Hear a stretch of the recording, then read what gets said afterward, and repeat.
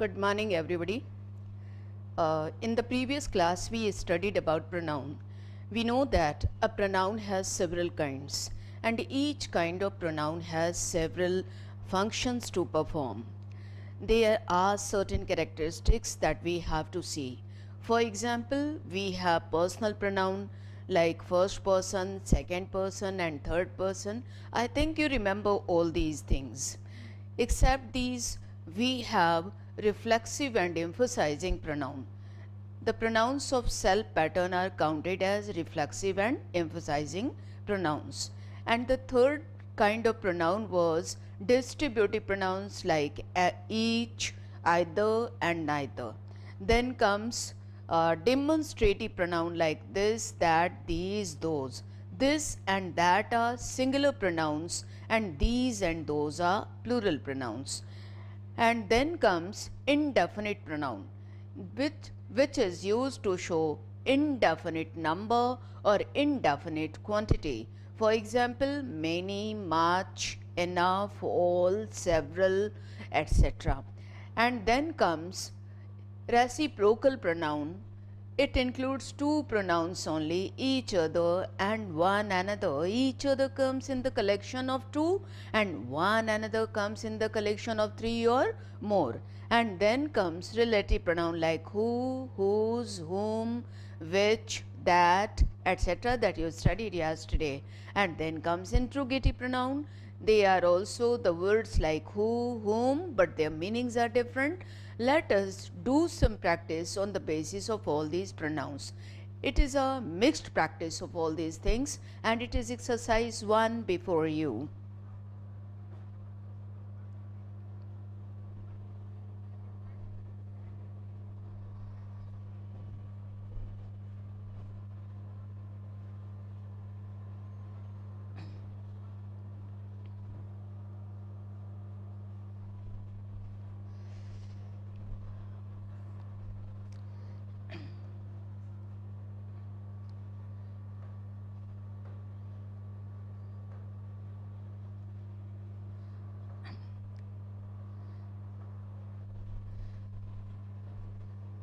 First question, we expected, हम लोगों ने एक्सपेक्ट किया.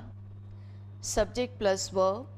After subject plus verb we have object. Means both से लेकर यू तक हमारा ऑब्जेक्ट होना चाहिए. ऑब्जेक्ट के स्थान पर हम ही का प्रयोग नहीं करते, हिम का प्रयोग करते हैं. So there should be him. Both him and you. ये तो मैंने फॉर्म को करेक्ट किया. अब इसके पोजीशन को करेक्ट करेंगे. वी एक्सपेक्टेड, हम लोगों ने एक्सपेक्ट किया.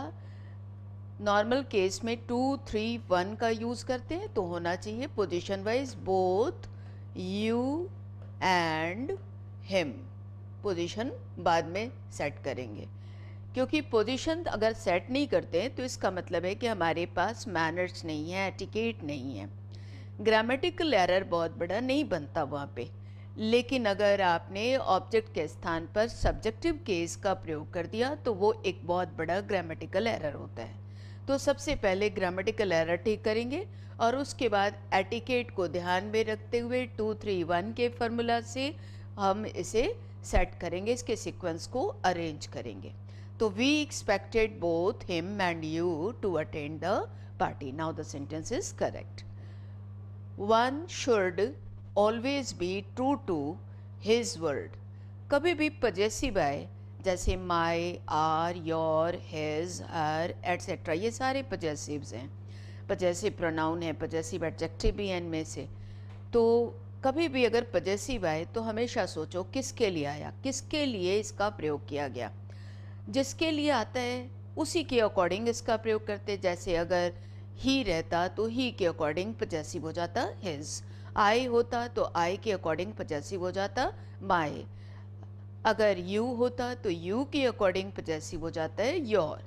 ठीक इसी तरह से अगर वन रहता है सब्जेक्ट तो वन का पजेसिव होता है वंस. तो हिज की जगह यहाँ क्या आना चाहिए, वंस आना चाहिए. There should be once.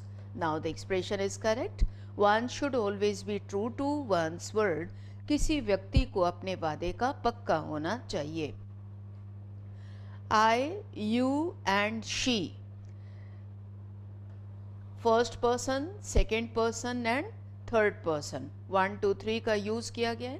1 2 3 का प्रयोग दो परिस्थितियों में करते हैं, या तो कन्फेशन के केस में, गलती स्वीकार करने के केस में, या फिर अगर फर्स्ट पर्सन प्लूरल हो तो, मीन्स आई की जगह वी का प्रयोग हो तो आई की जगह वी का प्रयोग तो है नहीं। अब आगे चेक कर लेते हैं कन्फेशन का केस है या नहीं, गलती स्वीकार करने का केस है या नहीं। अगर गलती स्वीकार करने का केस है तो 1 2 3, और अगर गलती स्वीकार करने का केस ना हो, कॉन्फेशन का केस ना हो, तो 2 3 1 लिखा है। विल वर्क टुगेदर, साथ साथ काम करेंगे। ऑन दिस प्रोजेक्ट, इस प्रोजेक्ट पर हम लोग साथ साथ काम करेंगे। कौन कौन? मैं, तुम और वह। नॉर्मल केस है, कार्य करना नॉर्मल केस है, कोई गलती स्वीकार करने का केस नहीं बनता, कोई नेगेटिव सिचुएशन नहीं है। So the proper sequence is 2 + 3 + 1 means you, she and I. This is the right sequence. Now the expression will be correct. He is taller than me.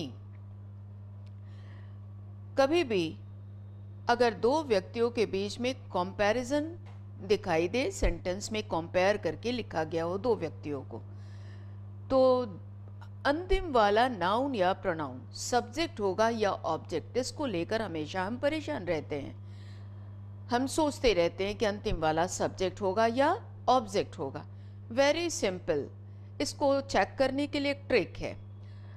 अंतिम वाला जो भी नाउन या प्रोनाउन है, अगर आपको लगता है कि वह सब्जेक्ट होना चाहिए, आई होना चाहिए, तो उसे ले जाकर उसी सेंटेंस में सब्जेक्ट के स्थान पे रखकर देख लो। अगर आई होता तो आई के अकॉर्डिंग एम आ जाता। एम और इज का वैल्यू सेम है, दोनों स्टेट बताने वाले वर्ब्स हैं। ही था इसलिए इज आया, और आई होता तो एम हो जाता, और आई होता तो सेंटेंस होता आई एम टॉलर देन, ऐसे। और ही है तो क्या है sentence? He is taller than. तो दोनों एप्लीकेबल हैं। There may be a sentence like I am taller than, ये एक्सप्रेशन तो राइट है, मीन्स आई हो सकता था। अब मी को चेक करना है कि मी राइट है या नहीं। मी है ऑब्जेक्ट, ऑब्जेक्टिव केस में है, और ऑब्जेक्ट को कहाँ रखते हैं? वर्ब के बाद रखते हैं। तो इसे आप वर्ब के बाद रखकर चेक करो कि सेंटेंस फॉर्म हो पाता है या नहीं, सेंटेंस की कोई मीनिंग बन पाती है या नहीं, इसे देखते हैं। तो ही इज, इस बार ही को हटा नहीं सकते क्योंकि यह तो ऑब्जेक्ट के पास, ऑब्जेक्ट के स्थान पर जाएगा। तो he is me, impossible to say, doesn't make any sense. He is me कोई अर्थ नहीं दिया। So me is not possible but I is possible. We can say I am taller than, but we can't say he is me. Means according to the trick, me is not adjustable. So at this point there is a mistake. He is taller than I होना चाहिए, he is taller than me का प्रयोग नहीं होना चाहिए। और अगर logic wise जाए तो ये है he और ये है I। ये कह रहा है कि he I से ज़्यादा टॉल है। ही के ज़्यादा टॉल होने से आई ऑब्जेक्ट तो बन नहीं गया, आई अलग से सब्जेक्ट है। दो व्यक्ति हैं और दोनों में तुलना की जा रही है, मीन्स दोनों का बराबर स्टेटस है, थोड़ा ज़्यादा या कम लेकिन स्टेटस या वैल्यू बराबर है। तो दोनों को, अगर ये सब्जेक्ट है तो ये भी सब्जेक्ट होगा, अगर ये ऑब्जेक्ट होता तो ये भी ऑब्जेक्ट होता। तो हम तुलना सेम चीज़ों के बीच में करते हैं, ना कि असमान चीज़ों के बीच में करते हैं। सब्जेक्ट की तुलना सब्जेक्ट से होगी। So there should be I, logic wise भी आई होगा और मीनिंग वाइज भी आई होगा। Next, it was them. आपने पढ़ा था कि इट इज़ या इट वॉज के बाद अगर पर्सन आए तो यह पर्सन कॉम्प्लीमेंट होता है, मीन्स यह सेंटेंस को पूरा करता है। और कॉम्प्लीमेंट के स्थान पर इस स्ट्रक्चर में हमेशा सब्जेक्टिव केस वाली स्पेलिंग लिखते हैं, सब्जेक्ट वाली स्पेलिंग लिखते हैं। तो देम तो ऑब्जेक्ट वाली स्पेलिंग है, इट वॉज के बाद पर्सन है लेकिन ऑब्जेक्ट वाली स्पेलिंग है, तो ऑब्जेक्ट वाली स्पेलिंग एप्लीकेबल नहीं होता इस स्ट्रक्चर में। हमें कहना चाहिए it was they, as per the rule of pronoun. It was they. Against whom, ये वही लोग थे जिनके खिलाफ the finger of suspicion was raised, जिनके खिलाफ उंगली उठाई गई थी, जिन पर उंगली उठाई गई थी संदेह की, संदेह किया गया था। बोलचाल की भाषा में कह सकते हैं ये वही लोग थे जिन पर संदेह किया गया था। Question number 6, her and I, and joins the things of same nature. Her is possessive, I is subject. It is not possible to use in this manner. And तो समान चीज़ों को जो ज्वाइन करता है, सेम लेवल की चीज़ों को ज्वाइन करता है। आगे वर्ब है और वर्ब के पहले आता है सब्जेक्ट। सब्जेक्ट के स्थान पर आई तो सही है, लेकिन सब्जेक्ट के स्थान पर हर पजेसिव तो कभी नहीं यूज होता। तो सब्जेक्टिव केस में इसे क्या लिखेंगे? शी लिखेंगे। शी एंड आई, ऐसा होना चाहिए, शी एंड आई। अब आप सोचेंगे आई एंड शी क्यों नहीं? तो आई एंड शी तब यूज करते जब कॉन्फेशन होता। जनरल केस में 2-3-1 के फॉर्मूले से शी एंड आई। आगे पढ़ के देख लेते हैं। Are mainly responsible for the success, success के लिए रिस्पॉन्सिबल है। नॉर्मल केस है, कॉन्फेशन का केस नहीं है। तो सीक्वेंस राइट है, सिर्फ हर की जगह पे शी होना चाहिए था, she and I. Question number 7, it was me. Subject के बाद, इट के बाद अगर इज या वॉज आता है और फिर पर्सन आता है, तो that person is always complement, and at the position of complement we use the spelling of subjective case, so there should be I. It was I who helped you. इस बात का क्रेडिट मुझको गया कि मैंने तुम्हारी मदद की, तुम्हारी मदद करने वाला मैं ही तो था। whom, whom is a relative pronoun and whom is also an interrogative pronoun. Home relative भी है और इंट्रोगेटिव भी है। रिलेटिव में इसकी मीनिंग हो जाती है जिसे, एंड इंट्रोगेटिव में इसकी मीनिंग हो जाती है किसे या किस व्यक्ति। जो भी हो, दोनों परिस्थितियों में यह सिर्फ पर्सन के लिए यूज होता है और पर्सन को छोड़कर किसी भी अन्य चीज़ों के लिए इसका प्रयोग नहीं किया जाता। तो होम जिसे या किसे दोनों की मीनिंग देता है। अगर यह क्वेश्चन है तो किसे हो गया, और अगर यह क्वेश्चन नहीं है तो जिसे हो गया। अब आप देखो सेंटेंस के एंड में क्वेश्चन मार्क है, मीन्स यह क्वेश्चन है। जो भी हो यह पर्सन के लिए आता है। दूसरी बात कि home is pure object, it is pure object and it can never be the subject. This is why it can never perform the double function. It cannot be object plus subject at the same time, क्योंकि subject कभी यह बन ही नहीं सकता, इसलिए double function भी नहीं करता। It can B only object for its own clause और फॉर द नेक्स्ट क्लॉज। अपने वाले क्लॉज के लिए, अपने बाद वाले क्लॉज के लिए, सबके लिए यह सिर्फ ऑब्जेक्ट बन सकता है, यह कभी भी सब्जेक्ट का स्थान नहीं ले सकता। अब आते पढ़ते सेंटेंस को देखते हैं इसका यूज राइट है या रॉन्ग है। तो home do you think, subject is you, home is the object, यहाँ तक राइट है। विल डू, पहले क्लॉज को यहाँ तक एंड कर दिया गया, उसके बाद फिर से वर्ब आ गया और वर्ब को क्या चाहिए? सब्जेक्ट चाहिए। We know that a question word can do the double function, it can be the object for its own clause and it can be the subject for the next clause, but this function is never done by whom. Question word double function करता है लेकिन home double function नहीं करता, home exception है। तो home की जगह अगर आप हु लिख देते तो it could do the double function, it could be the object for its own clause and it could be the subject for the next clause. तो हु लिखते तो यह अपने वाले क्लॉज के लिए ऑब्जेक्ट हो जाता और अपने बाद वाले क्लॉज के लिए सब्जेक्ट हो जाता। So the expression is full correct now.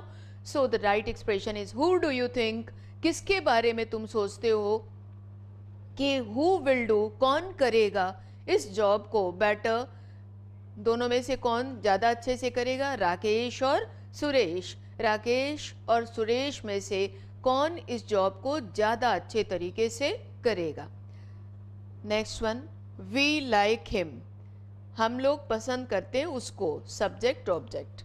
As he has been a colleague of ours, जो कि वह रहा है, has been means for a period of time, period of time से रहा है, means he started being our colleague in the past and still he is our colleague, past में colleague होना स्टार्ट किया और अभी तक हमारा कलीग है for a period of time. As he has been a colleague, वह कलीग रहा है, किसका, हमारा, हम लोगों का, ऑफ आवर्स। आज की स्पेलिंग रॉन्ग है, आज कभी भी इस तरीके से नहीं लिखते, हमें लिखना चाहिए था आज। This is the right spelling. Among these candidates, what is the meaning of among and what is among? Among is a preposition and among means in the middle of three or more.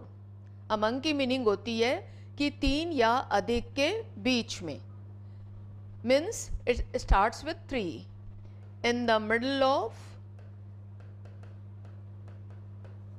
three or more, तीन या अधिक के बीच में, means obviously there must be at least three candidates. Among these candidates means among these three candidates or more than three candidates. ये तो निश्चित है कि वहाँ कम से कम संख्या, कम से कम तीन तो ज़रूर है। अब आगे आते हैं, who do you think, in candidates में से किसके बारे में तुम सोचते हो, who do you think, you is the subject and who is the object. who do you think, किसके बारे में तुम सोचते हो, वी शुड वोट फॉर, कि हमें वोट करना चाहिए, वी शुड वोट, अलग से क्लॉज है, वी शुड वोट, और एक क्लॉज हो गया हु डू यू थिंक, और हु डू यू थिंक का ही पार्ट है among these candidates. Among these candidates who do you think we should vote for, हमें किसके लिए वोट करना चाहिए, किसका का सेंस देने वाला वर्ड है हु, और किसका के लिए हम हु या हुम दोनों का प्रयोग करते हैं।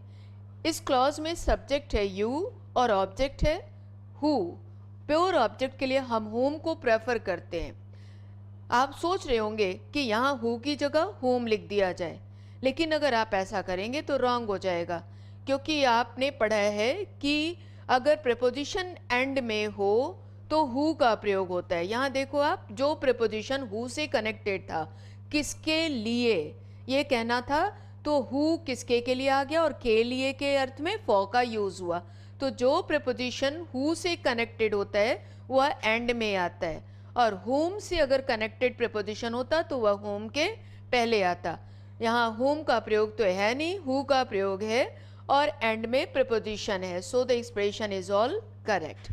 आपको ऑब्जेक्ट चाहिए था, ऑब्जेक्ट के स्थान पर होम का प्रयोग अच्छा मानते हैं, लेकिन if the preposition related to who has come in the end of the clause, we should use there who, and whom cannot be used there because whom takes the preposition just before itself.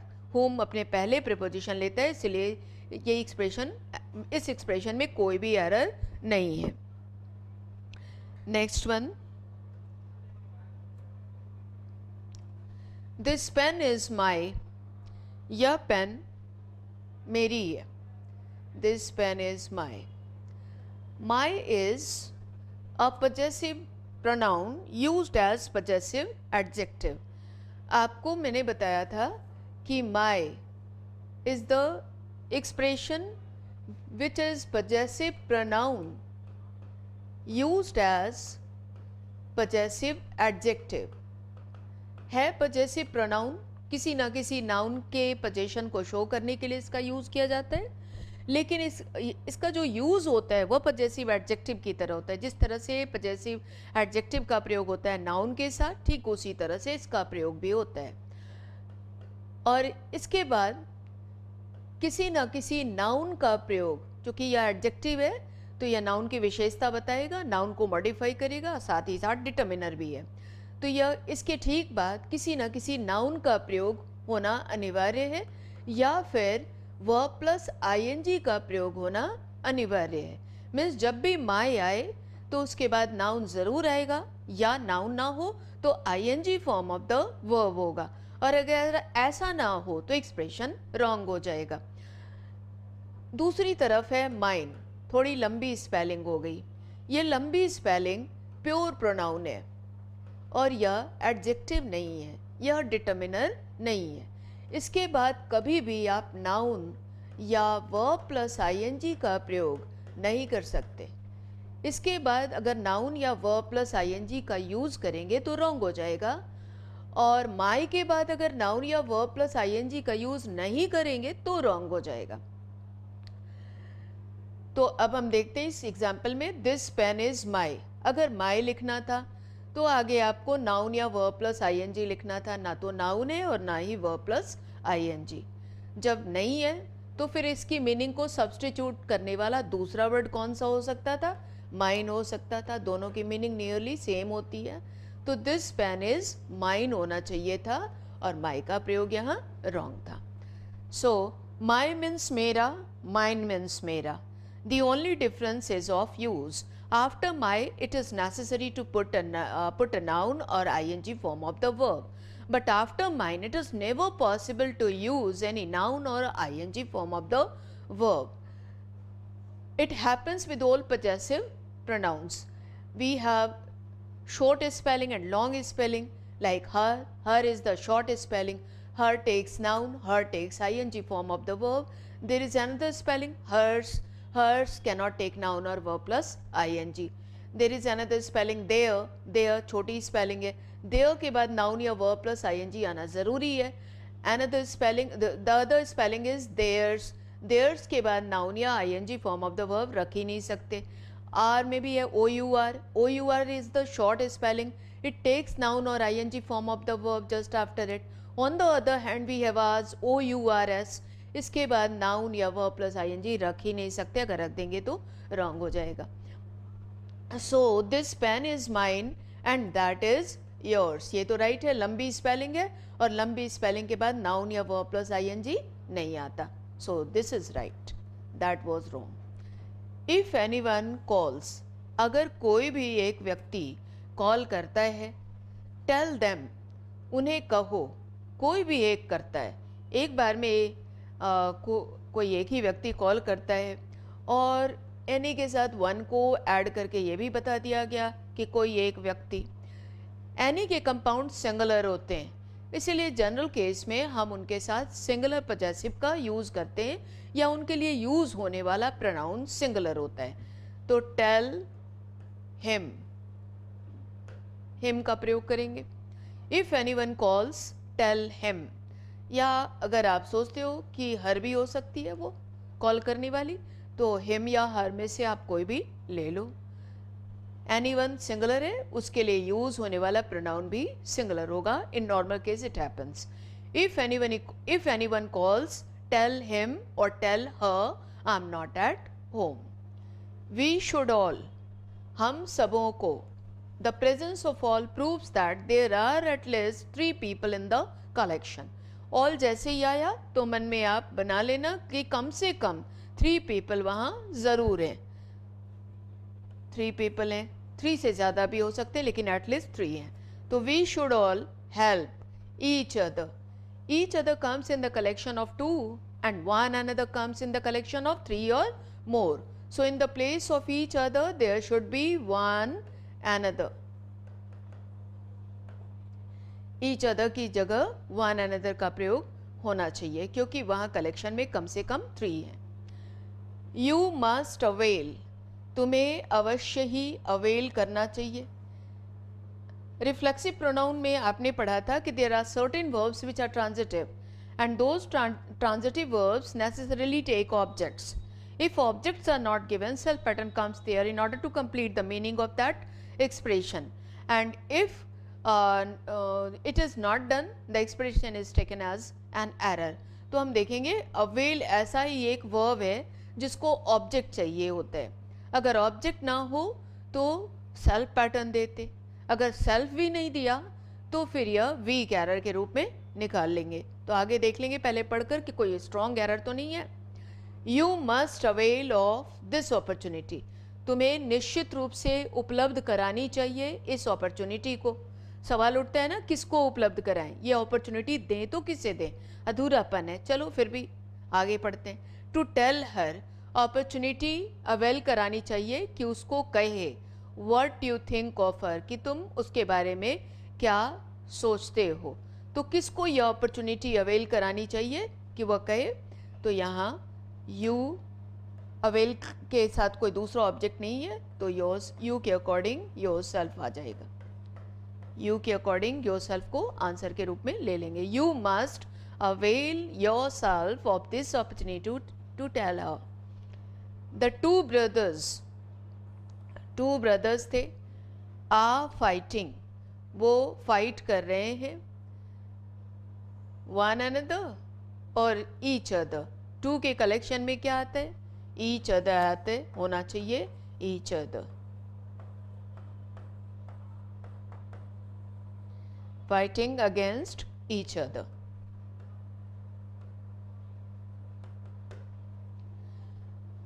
Over there fathers property. Sheela की बात हो रही है और उसके बाद आ गया relative pronoun. जैसे ही रिलेटिव प्रोनाउन आए वहाँ से एक नए क्लॉज की स्टार्टिंग हो जाती है। तो who you met in the office, जिससे तुम ऑफिस में मिले थे। You is the subject and who is the object. आप जानते हो कि हु ऑब्जेक्ट के स्थान पर आता है, लेकिन जब प्रेपोजिशन लास्ट में हो तब ऑब्जेक्ट के स्थान पर उसका प्रयोग अच्छा मानते हैं, अदरवाइज उसे वीक एरर मानते हैं।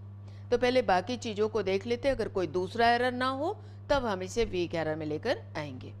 कोई प्रेपोजिशन तो है नहीं, इसका मतलब ऑब्जेक्ट के स्थान पर होम रहता तो बेटर होता और इसे हम वीक एरर मान सकते हैं।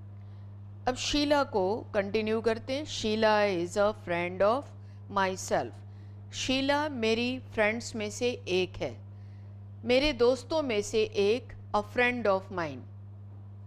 उसके दोस्तों में से एक, अ फ्रेंड ऑफ हिज, ऐसे, या अ फ्रेंड ऑफ हर्स, ऐसे होता है। तो Sheela is a friend of my self नहीं होता, Sheela is a friend of mine, means Sheela मेरी दोस्तों में से एक है। निश्चित रूप से यहाँ एक एरर था और यह स्ट्रॉन्ग एरर है, इसे इग्नोर नहीं किया जा सकता था। तो हु को जो प्योर ऑब्जेक्ट के स्थान पर लिख दिया गया, यह वीक एरर है, क्योंकि हु कभी ना कभी तो ऑब्जेक्ट बनकर आता ज़रूर है। तो इसलिए हम इसे स्ट्रॉन्ग एरर नहीं मान सकते, इसे हम वीक एरर मानेंगे। और जब यह वीक एरर है तो स्ट्रॉन्ग एरर के प्रेजेंस में वीक एरर को इग्नोर करना रहता है, इसलिए हम इसे इग्नोर कर देंगे। अगर वहाँ एरर ना होता, माइंड में एरर ना होता, तो फिर हम इसे एरर में फाइंड आउट करते। तो there is a provision in competitive exams that in the presence of a strong error we ignore the weak error, and if strong error is not present then we can find out the weak error there. Weak error को तब हम वहाँ ले लेते हैं error में। Next one, I am a teacher my self. I am a teacher, मैं teacher हूँ। कोई एक्शन वर्ड तो है नहीं, स्टेट वर्ब है और कह रहा है खुद ही मैं टीचर हूँ। एम्फोसिस के लिए आया, मैं टीचर हूँ से बात पूरी हो गई थी, लेकिन फिर भी अलग से ऐड कर दिया खुद ही। तो खुद ही अलग से एम्फोसिस देने के लिए आ गया। अगर एम्फोसिस देने के लिए सेल्फ पैटर्न का प्रयोग किया गया हो, सेंटेंस में उसकी बहुत ज़्यादा ज़रूरत ना हो, वह ऑब्जेक्ट बनकर ना आया हो, तो जिस वर्ड पे एम्फोसिस देनी हो उसी के ठीक बगल में ले जाकर इसे जनरली रखते हैं और उसी के अकॉर्डिंग भी रखते हैं। अब जैसे आई पर एम्फोसिस देनी है, मैं खुद ही एक टीचर हूँ ऐसे कह रहा, तो मैं खुद ही, आई पर एम्फोसिस देनी है तो माई सेल्फ का पोजीशन होना चाहिए था आई के ठीक बाद, यहाँ आता I myself am a teacher, मैं खुद ही एक टीचर हूँ। और आई के अकॉर्डिंग भी आया, आई के लिए सेल्फ पैटर्न यूज होता माई सेल्फ, अगर आपने किसी और सेल्फ पैटर्न का यूज कर दिया होता तो रॉन्ग हो जाता। तो एम्फोसिस देने के लिए जब भी सेल्फ पैटर्न का यूज हो तो हम उसे उसी वर्ड के ठीक बाद रखते हैं जिसके लिए इसका प्रयोग किया गया हो, और उसी वर्ड के अकॉर्डिंग भी लिखते हैं। जैसे आई के अकॉर्डिंग माई सेल्फ लिखेंगे, शी के अकॉर्डिंग हर सेल्फ लिखेंगे, and so on. So, I myself am a teacher. Question number 18. The committee. Committee is a collective noun. और कभी भी collective noun आ जाए तो be careful. Collective noun is singular when it denotes one collection. One collection denote करे तो collective noun singular होता है. And when it denotes more than one collection, it becomes plural. And when there is a case of division or separation in one collection, again it is taken as a plural noun. Committee है, कोई अकेला व्यक्ति committee नहीं form कर सकता, committee needs a collection of people in it. तो committee one है, committees तो नहीं लिखा, दो कलेक्शन तो नहीं है, वन कलेक्शन है। अब वन कलेक्शन सिंगुलर भी होता है, वन कलेक्शन डिवीजन के केस में प्लूरल भी होता है। यहाँ प्लूरल का यूज किया गया है, प्लूरल वर्ब है, पता नहीं डिवीजन का केस है या नहीं, देख लेते हैं। आगे लिखा है unanimously recommended. Unanimously means with all agreement, सभी के एग्रीमेंट के साथ, unanimously with the agreement of all.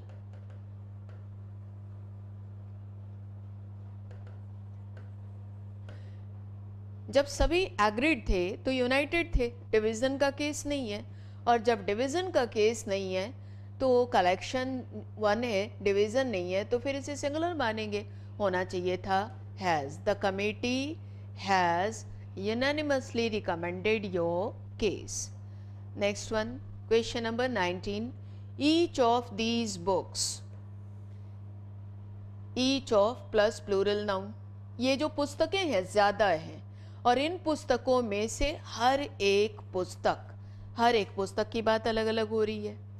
Subject word is each, preposition के बाद मेन वर्ड आता नहीं, तो each is the subject word. यहाँ हो गया ईच बुक्स, हमारा सेंस यही आ रहा। Each is a singular word, singular word के लिए वो आने वाला वर्ब सिंगुलर होता है, होना चाहिए is.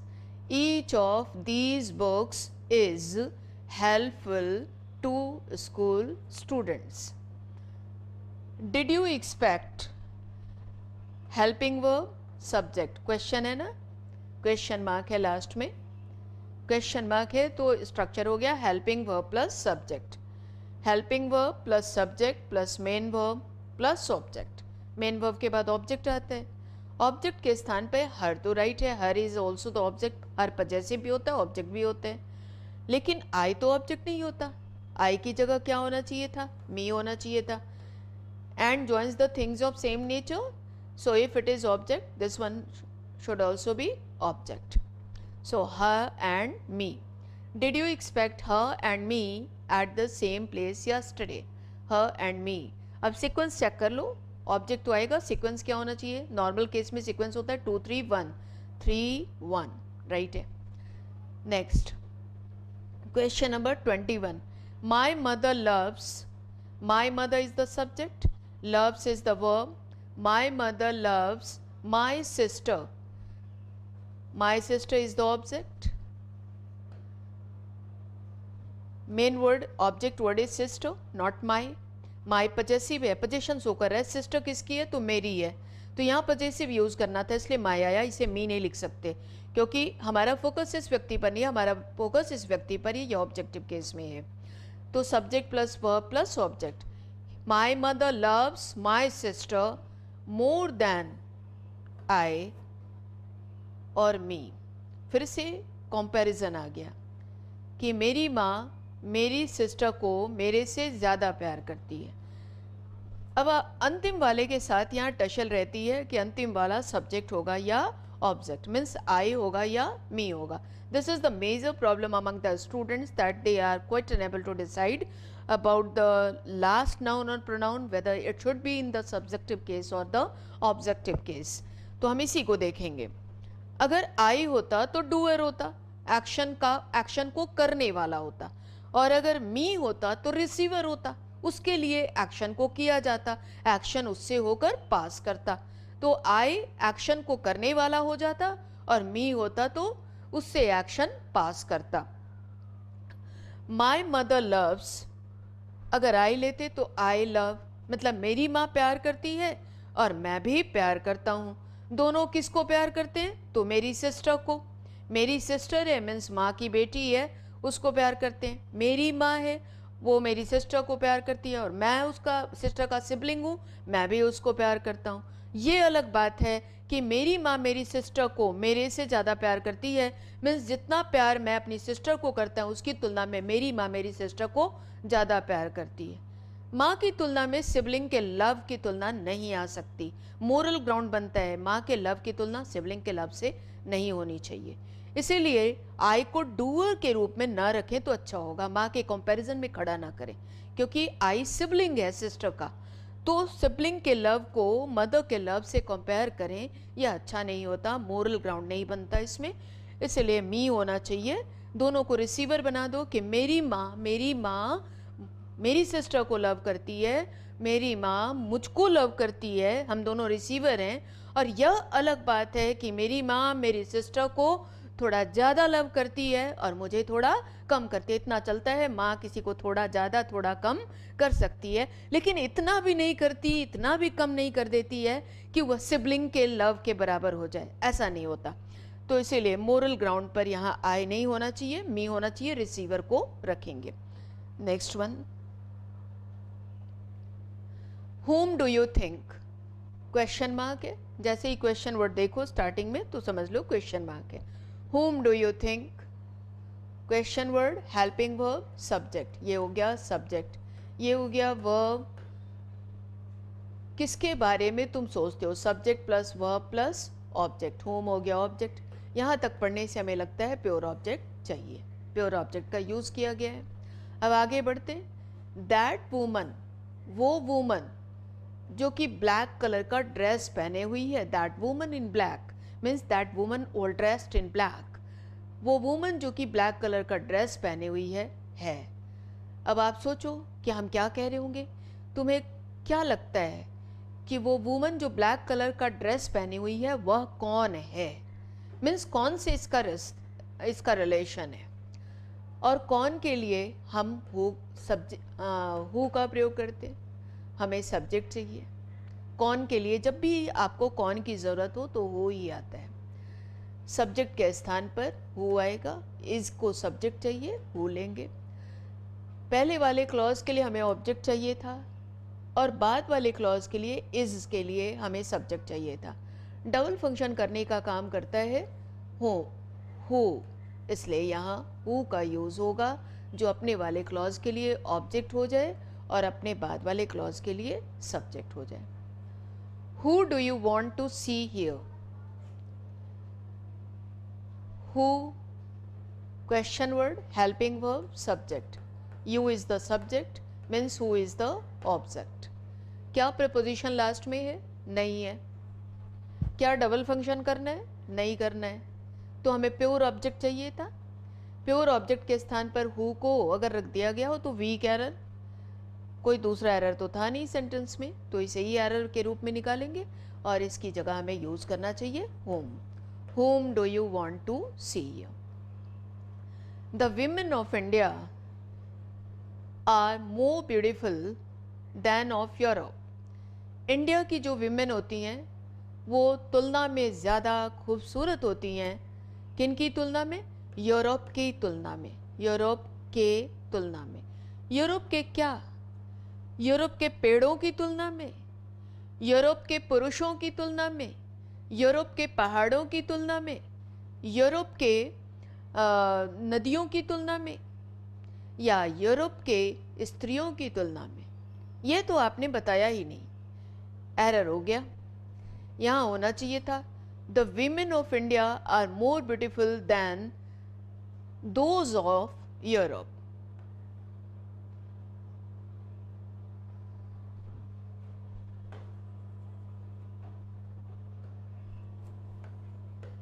Then those of Europe. अगर आपने ऑफ यूरोप लिखा तो यह सिर्फ ये कहता है कि यूरोप का क्या, ये नहीं बताता। ऑफ पैटर्न पहले से अंडरस्टूड नाउन को रिप्रेजेंट नहीं कर पाता, इसीलिए वहां यह प्रोनाउन यूज करना जरूरी है।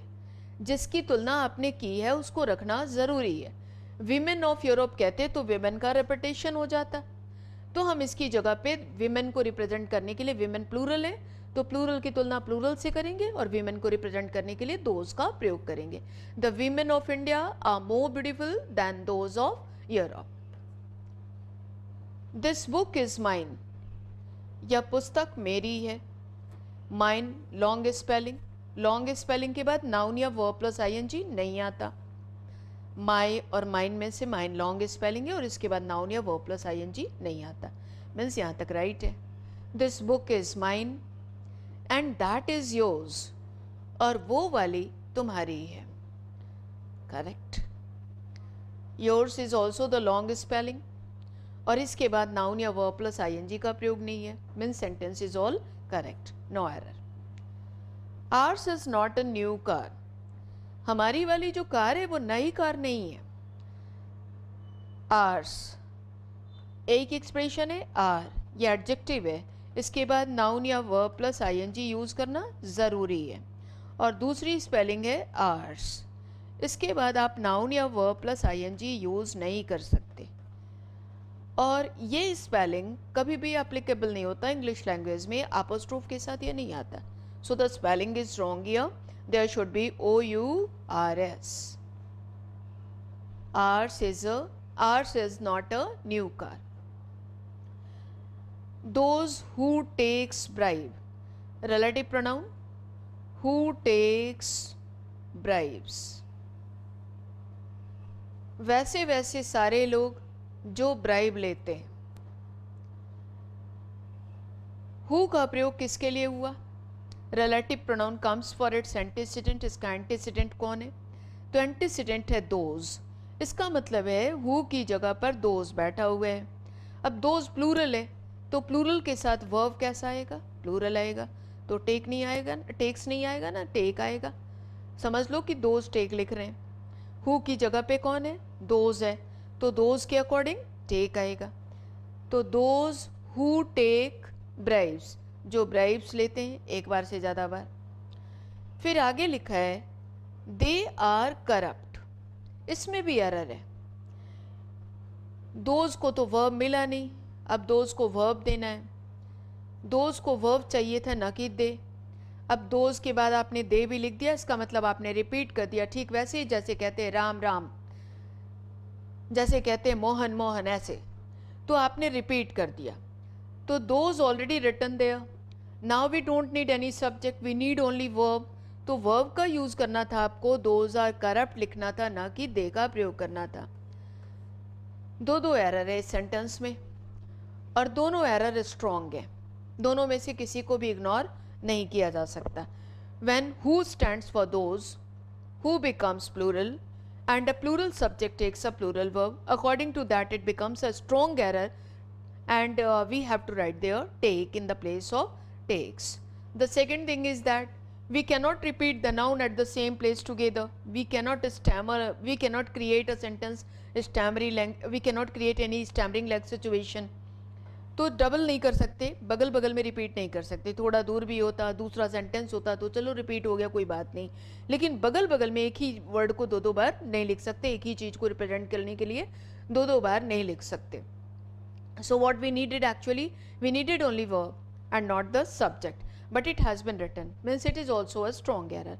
जब दो स्ट्रॉन्ग एरर आ जाए तो जनरली अगर आप चाहते हो कि आपको मार्क्स के लिए क्लेम ना करना पड़े एग्जाम में, तो आप पहले वाले एरर को एरर में ले लेना।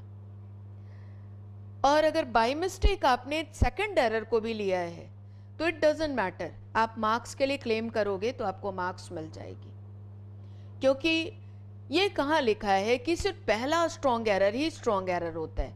The second strong error is also the strong error, दोनों ही एरर माने जाएंगे। तो आपने अगर बाय मिस्टेक सेकंड वाले को ले लिया है तो आप मार्क्स के लिए क्लेम कर सकते हैं, कह सकते हैं कि उसमें एरर था तो था, वो भी स्ट्रॉन्ग एरर था, मैंने उसे आंसर किया है, मुझे मार्क्स मिलना चाहिए। ऐसे अगर मार्क्स क्लेम करने से बचना हो, मुसीबत से बचना हो, तो अच्छा होगा फर्स्ट एरर को एरर मान लिया, जब दोनों स्ट्रॉन्ग एरर हो। और जब एक वीक एरर और दूसरा स्ट्रॉन्ग एरर हो, तो फिर स्ट्रॉन्ग एरर को लेंगे, वीक एरर को इग्नोर कर देंगे। और अगर स्ट्रॉन्ग एरर ना हो, सिर्फ वीक एरर हो, तो वीक एरर ही आपका आंसर होगा।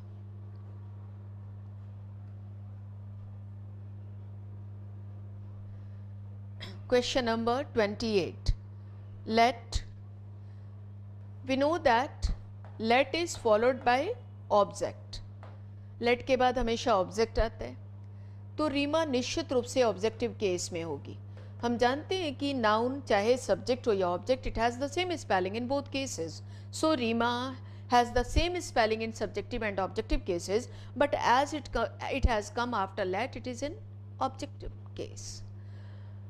And joins the things of same nature, means if Rima is the object, it should also be the object. In the place of I, we have to use here me. Rima and me. Let Rima and me go there. हम दोनों को वहाँ जाने दो, रीमा को और मुझको वहाँ जाने दो। I am yours. The correct spelling of yours is this one, without apostrophe. And if we write yours, this expression is never applicable. कभी भी applicable नहीं होता, wrong होता है. It is never possible. We can say yours is a new car. Yours is a new car. This spelling is applicable. This spelling is never applicable. So this part is erroneous. There should be yours. She writes much better than I do. वह लिखती है, better लिखती है, मेरी तुलना में ज़्यादा अच्छे तरीके से लिखती है। She writes much better, कहीं बेहतर तरीके से लिखती है उसकी तुलना में जितने अच्छे तरीके से मैं लिखता हूँ। और सिर्फ ज़्यादा अच्छा नहीं लिखती, बहुत ही ज़्यादा अच्छा लिखती है। मीन्स हम दोनों में गैप बहुत ही गहरा है। कॉम्पेरेटिव के साथ मच आता है, राइट है। वेरी आता तो रॉन्ग हो जाता, वेरी कॉम्पेरेटिव के साथ नहीं आता। इधर आई है, मीन्स दोनों डूअर हैं। She writes, I right. She भी लिखती है, मैं भी लिखता हूँ। ये अलग बात है कि शी मेरे से ज़्यादा अच्छे तरीके से लिखती है, तो आई भी है, राइट है। क्या डू नेसेसरी था? नो, डू नेसेसरी नहीं था, डू की ज़रूरत नहीं थी। Already the verb has been given, it could be understood, understood हो सकता था, तो इसे आप छोड़ सकते थे, अच्छा होता। इसे हम वीक एरर लेते हैं। It is possible to drop the helping verb in the structure of comparison, especially when we have the structure of than, THAN. I must now take your leave. मुझे अब चलना चाहिए, मुझे अब आपसे इजाज़त चाहिए कि मैं जाऊँ। ऐसे बोलना होता है तो हम कहते हैं I must now take leave of you. Leave of you. Leave of you means मुझे आपसे इजाज़त मिले तो मैं चलूँ, मैं अब जाऊँ, मैं डिपार्ट करूँ। और योर लीव का मतलब हो गया, योर पजेसिव होते हैं, मतलब तुम्हारे अधिकार का जो लीव है, जो तुम्हारे पोजीशन में लीव है, जो तुम्हारे जिसके ऑनर तुम हो लीव के, तो जब तुम ऑनर हो उसके, तुम उस लीव के ऑनर हो, तो मैं कैसे ले लूँ? उस लीव के ऑनर तुम नहीं हो, तुमसे तो सिर्फ इजाज़त चाहिए कि मुझे इजाज़त दो कि मैं चलूँ, लेकिन उसके आप ऑनर नहीं हो। उस लीव के ऑनर तो मैं ही हूँ, उस लीव का ऑनर तो मैं ही हूँ, मुझे ही जाना है। तो इसलिए एक्सप्रेशन रॉन्ग है। बोलचाल की भाषा में बहुत सारे लोग कॉमन एरर्स करते हैं और योर लीव का प्रयोग करते हैं, जो कि गलत है। कॉमनली मेड मिस्टेक को ही आपसे एग्ज़ाम में पूछा जाता है। What many people do, what many people are confused about, those things become the part of our competitive exams, and you are expected to know the English language in depth so that you can understand the correct usage as well as you understand how people speak the particular statement wrongly. तो यहाँ your leave नहीं होना चाहिए, होना चाहिए leave of you. In a national calamity के समय each one of us, या तो समय बता रहा, समय के बाद सब्जेक्ट स्टार्ट हो गया, time plus subject, each one of us, हम में से हर एक को, हर एक is the subject word, must donate, अवश्य ही डोनेट करना चाहिए, जो कुछ, व्हाट मीन्स जो कुछ हम लोग कर सकते हैं, जो कुछ वे लोग डोनेट कर सकते हैं उसे हमें डोनेट करना चाहिए, या हम में से हर एक को डोनेट करना चाहिए जो कुछ हम डोनेट कर सकते हैं. हमारा सेंस हमसे आता है तो दे का कोई मतलब ही नहीं बनता, हमें लिखना चाहिए था वी. व्हाट वी कैन, जो कुछ हम डोनेट कर सकते हैं, to help those in distress, उन लोगों की मदद करने के लिए जो डिस्ट्रेस में हैं.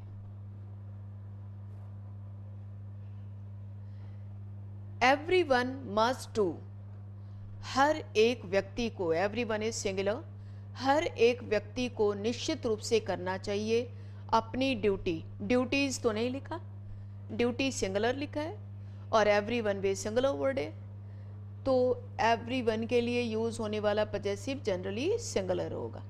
देयर सेकंड चॉइस होता है, first choice is his or her. Everyone must do his duty, everyone must do her duty, ऐसे भी होता, तो हिज या हर का यूज करेंगे. Prema is taller than her, Prema is taller, she is taller, she होता तो एडजस्टेबल था, she is taller. Prema is her तो हो नहीं सकता, so Prema is taller, she is taller. You must buy, तुम्हें अवश्य ही खरीदना चाहिए.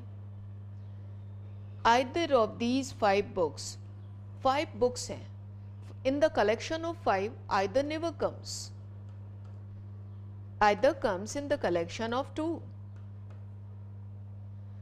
तो 5 के कलेक्शन में आइदर की जगह यूज होने वाला वर्ड कौन सा है? Any. Any of these 5 books, इन 5 पुस्तकों में से कोई भी एक. एनी ऑफ दीज 5 बुक्स या any one of these 5 books. Question number 36. There is no difference between you, there is no difference, we use there plus verb plus subject, ये pattern use करते हैं. तो subject is no difference, no difference is singular, according to singular subject the verb is singular. Up to here everything is correct. Between is a preposition and a preposition is followed by object, तो you is the object and she should also be the object. There should be her. Between you and her, after preposition we use the objective case. One should always help once, one का possessive once. किसी व्यक्ति को हमेशा help करनी चाहिए अपने friends की in trouble, ऐसे फ्रेंड्स की जो ट्रबल में हैं, तो वन का possessive होता once. So once friends in trouble.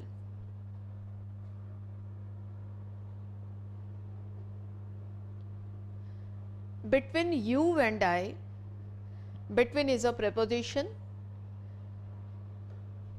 and preposition is followed by object. You is the object and joins the things of same nature, so I should also be in the objective case. In the place of I there should be me. Between you and me, Ritesh is at fault. Ritesh दोषी है. We enjoyed what? क्या enjoy किया? At the New Year party, New Year party में enjoy किया. Party में बहुत कुछ था, पार्टी में फूड था, पार्टी में डांस था, पार्टी में लाइटिंग थी, पार्टी में बहुत कुछ था. किस चीज़ को enjoy किया हमने? It is not very much clear by the sentence. So object of at is the New Year party, but the object of enjoy has not been given. We know that enjoy is a transitive verb and it necessarily needs an object. In the absence of object, the expression becomes a weak error. If there is no any other error, no strong error, we can take weak error as our answer. So there should be we enjoyed ourselves. हम लोगों ने अपने आप में ही आनंद उठाया, खुद ही खुद हम आनंदित थे पार्टी में, अच्छा लग रहा था, अपने आप ही अच्छा लग रहा था, सारी चीज़ों का एनवायरमेंट जो बना हुआ था उससे अच्छा लग रहा था. We enjoyed ourselves at the new year party. We all did not go to see him. All, हम सभी नहीं गए उसे मिलने के लिए, उसे देखने के लिए. हम सभी नहीं गए, तो सभी नहीं गए तो गए कितने? Meaning is not one sided, it is ambiguous, it creates difficulty to understand. तो कितने गए meaning is not one sided. तो इसे वन साइडेड मीनिंग देना ज़रूरी होता है एक सिंगल सेंटेंस में, ताकि लोगों को कन्फ्यूज़न ना हो. अगर आपने कह दिया होता नन ऑफ अस, हम में से कोई भी नहीं गया, चलो बात वन साइडेड तो हुई ना कि कोई नहीं गया. तो इसीलिए जब ऑल के साथ नॉट यूज़ होने पर मीनिंग इनकम्प्लीट हो जाए तो उसे करेक्ट करते हैं. कंप्लीट करने के लिए नन ऑफ अस का यूज़ कर सकते थे, none of us went to see him.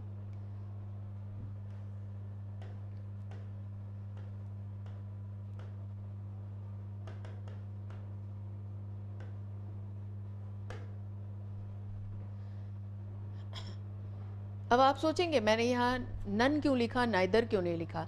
Because neither comes in the collection of two. Neither तो टू के कलेक्शन में आता है, और यहाँ ऑल वर्ड का यूज़ है. ऑल का मतलब है कम से कम थ्री ज़रूर है, और थ्री के कलेक्शन में नन आता है, इसलिए नन लिया.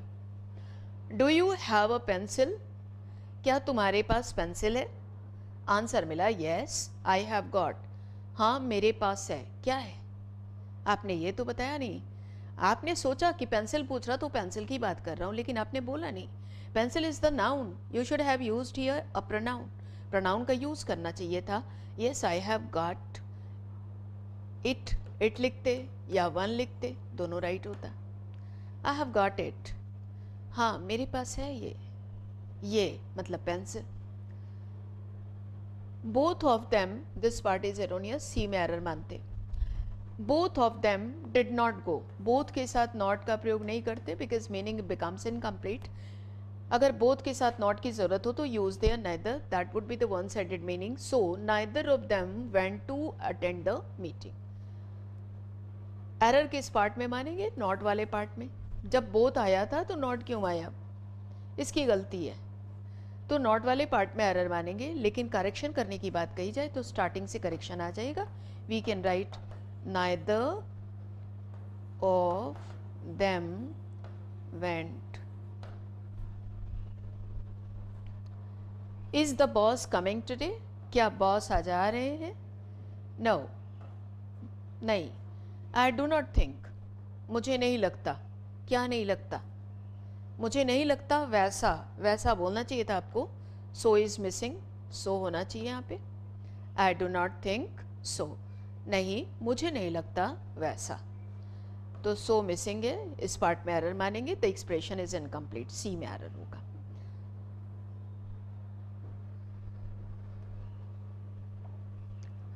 I asked my mother for lunch. मैंने अपनी माँ से लंच मांगा. आस्क फॉर मीन्स मांगना. मैंने अपनी माँ से लंच मांगा. But she did not give me, लेकिन उसने मुझे नहीं दिया. क्या नहीं दिया? Object is missing. क्या नहीं दिया? किसे नहीं दिया? ये तो है इनडायरेक्ट ऑब्जेक्ट है, डायरेक्ट ऑब्जेक्ट मिसिंग है. He did not give it to me, ये होना चाहिए था. ऑब्जेक्ट इज मिसिंग, इस पार्ट में एरर था. You and I at the position of subject. You and I have done, second person first person, 2 3 1 के फॉर्मूले से ये राइट है. You and I have done, plural subject है, प्लूरल वर्ब हैव डन. तुमने और मैंने किया है. किसकी ड्यूटी की है? अपनी ड्यूटी की है. तो एक से ज़्यादा व्यक्ति हैं. ग्रुप में फर्स्ट पर्सन प्रेजेंट है. ग्रुप में जब भी फर्स्ट पर्सन प्रेजेंट हो तो ग्रुप का नाम वी होता है. तो वी के अकॉर्डिंग हमें पजेसिव यूज करना था, आर. ईच ऑफ दीज बॉयज, इन बॉयज में से हर एक. What is the subject word? Each is the subject word because preposition के बाद मेन वर्ड नहीं आता. So each is the subject word. Each is a singular word. According to singular subject, we have to use plays. Each of these boys plays games. The student who stands first. Who stands first is a clause. The student, he will. You must have found out the error. The student will or the student he will. The student is already the subject. What is the use of he here? It is superfluous, more than necessary. It is unnecessary repetition of the same subject. So the student will get a prize. This part is erroneous. I and he are friends. Normal case. In normal case, we use the adjustment 2, 3, 1. 2, 3, 1. He is third person. So there should be he and I. ये जो हम sequence arrange करते हैं इसे week error माना जाता है, क्योंकि बस इसमें इतनी ही गलती करते हैं ना कि जिसका नाम पहले बोलना था उसे बाद में रख दिया। ग्रामर की तो कोई मिस्टेक की नहीं, इसीलिए कभी सीक्वेंस देखते के साथ तुरंत एरर नहीं निकालना, सेंटेंस पूरा पढ़ लेना। अगर कोई ग्रामेटिकल एरर हो तो वो आपका एरर, वो स्ट्रॉन्ग एरर बनेगा और इसे वहाँ इग्नोर किया जा सकता है। I with my friends. I with my friends. With is preposition. Preposition is followed by object. My friends तो object हो गया. What is the subject word? I. I went for a picnic. No error. It is right. Who goes there? कौन जाता है वहाँ? It is I. It is के बाद person है तो उसे सब्जेक्टिव केस वाले स्पेलिंग देते हैं, इट इज आई।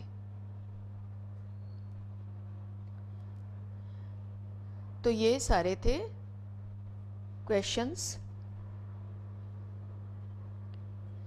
ये सारे क्वेश्चंस थे जो प्रोनाउन पर बेस्ड थे, और मेरा ख्याल है आपको समझ में आया होगा। ये सारा कुछ अच्छे तरीके से आप समझ गए होंगे। अब हम कुछ प्रोनाउन में कुछ बातें रह गई हैं, उन्हें भी देख लेते हैं।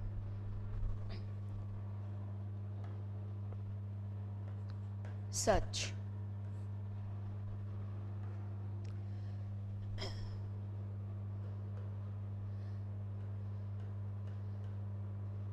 सच प्लस वर्ब प्लस सब्जेक्ट। अगर सच के बाद वर्ब हो तो उसका सब्जेक्ट आगे होता है, उसी सब्जेक्ट के अकॉर्डिंग वर्ब आता है। We can say such is he, we can say such M आई। सच के बाद वर्ब हो तो उसका सब्जेक्ट कहाँ होता? वर्ब के बाद होता है। सेकंड, सच के बाद अगर सिंगुलर काउंटेबल नाउन हो तो बीच में ए या एन का प्रयोग नेसेसरी होता है।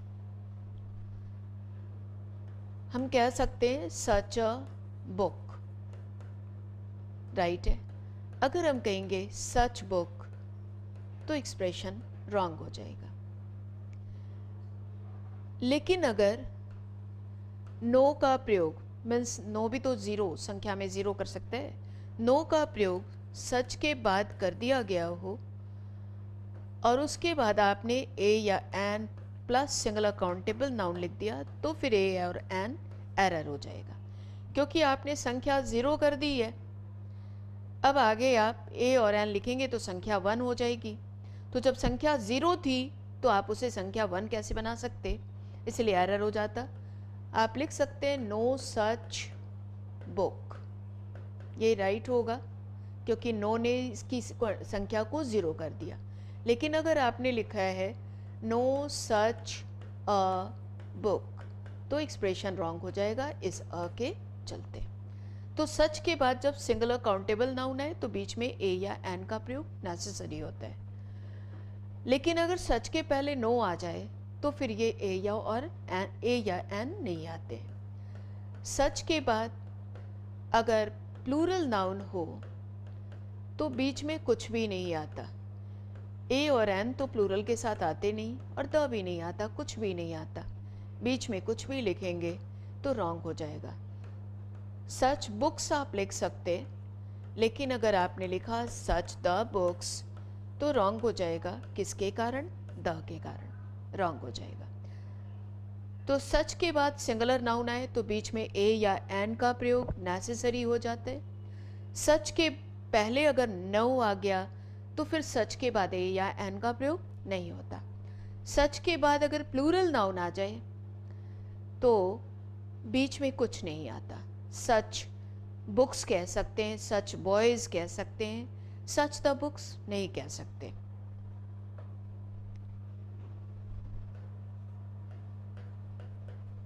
सच के बाद अगर अनकाउंटेबल नाउन आ जाए जैसे मनी, फूड एटसेट्रा तो बीच में कुछ भी नहीं आता। आप लिख सकते हैं सच मनी, इस तरह का मनी, सच फूड, इस तरह का फूड, ऐसे लिख सकते हैं। अगर आपने लिख दिया सच द मनी तो एक्सप्रेशन रॉन्ग हो जाएगा। सच माय मनी, कुछ भी नहीं आता, माय भी नहीं, कोई भी पजेसिव नहीं, कोई दूसरा डिटर्मिनर यूज नहीं कर सकते इन द मिडल।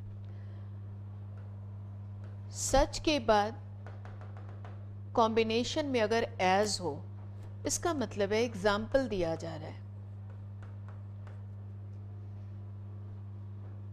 जैसे कि सच अ बॉय एज, इस तरह का लड़का जैसा कि, जैसा कि क्या, जैसा कि वह है।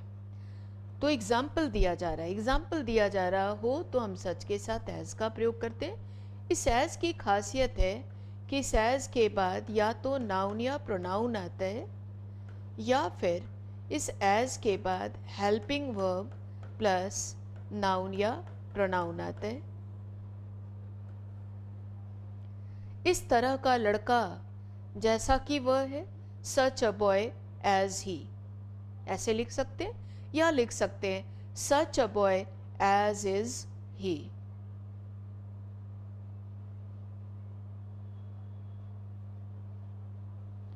अगर एक्शन वर्ड हो, ये हेल्पिंग वर्ब स्टेट है, स्टेट बताने के लिए। अगर एक्शन वर्ड हो तो एज के बाद नाउन या प्रोनाउन और फिर एक्शन वर्ड लिख सकते हैं। Such a work, such a type of work as he does, as he does लिख सकते हैं। तो या तो नाउन या प्रोनाउन डायरेक्ट लिखो और कुछ भी नहीं, या फिर अगर स्टेट है, अवस्था बताई गई हो तो हेल्पिंग वर्ब प्लस सब्जेक्ट लिखो, या फिर अगर एक्शन वर्ड हो तो नाउन या pronoun plus action word applicable होगा।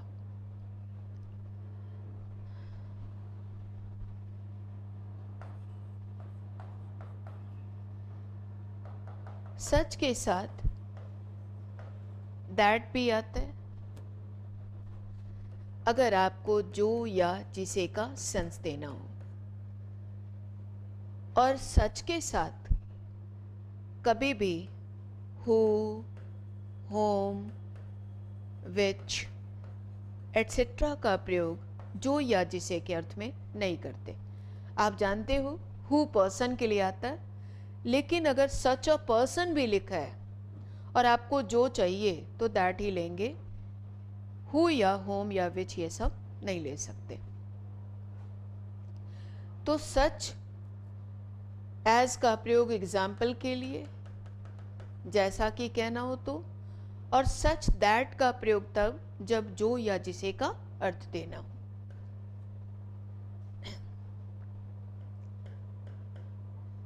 सच एज जक्सटापोजली भी रखते हैं, बगल बगल में, बिसाइड ईच अदर। जब बगल बगल में रखते हैं तो यह भी जैसे कि मीन्स एग्जाम्पल ही बताता है।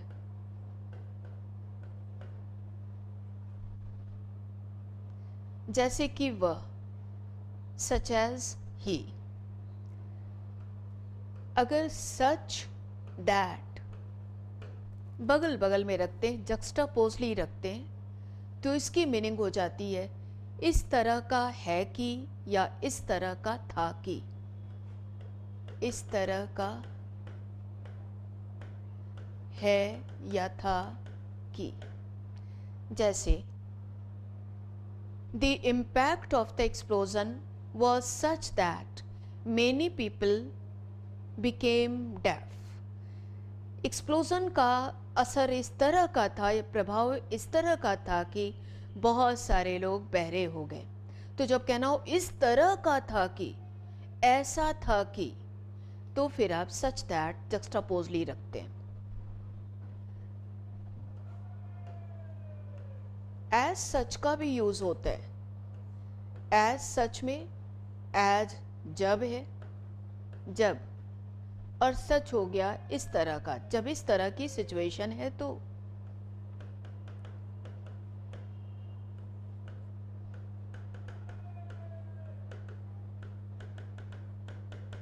जब इस तरह की सिचुएशन है तो. जब ऐसा कहना हो एज, जब इस तरह की सिचुएशन है तो आप कह सकते हैं as such. As such is the situation, you must leave for your home.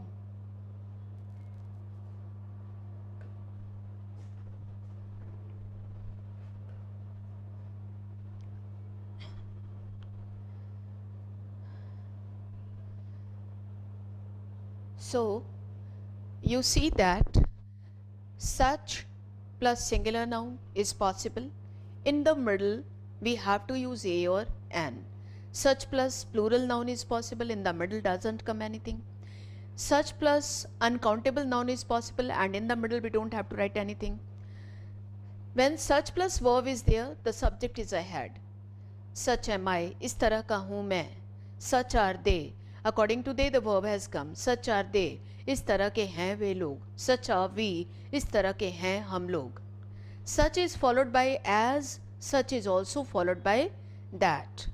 But there is a difference. Such as for example only, and such that for the situations.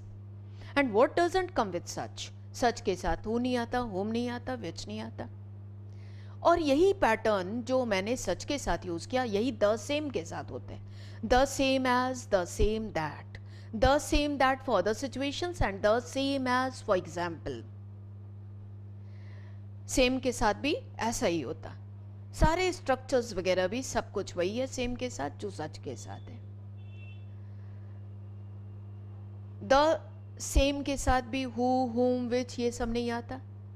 That आता है. Person रहे चाहे कोई भी रहे, that he आता है. और ये है दिस. दिस सिंगुलर है तो इसके साथ सिंगुलर नाउन आता. दैट सिंगुलर है तो इसके साथ भी सिंगुलर नाउन आता. दीज प्लूरल है तो इसके साथ प्लूरल नाउन आता है. दोज प्लूरल है तो इसके साथ भी प्लूरल नाउन आता है. बहुत छोटी छोटी चीज़ें भी एग्ज़ाम का पार्ट बन जाती हैं. ऐसे लिखा होगा, आपको एरर फाइंड आउट करना है. दिस सिंगुलर है तो काइंड्स नहीं होगा ना. दोज प्लूरल है तो फिर यह काइंड नहीं लेगा.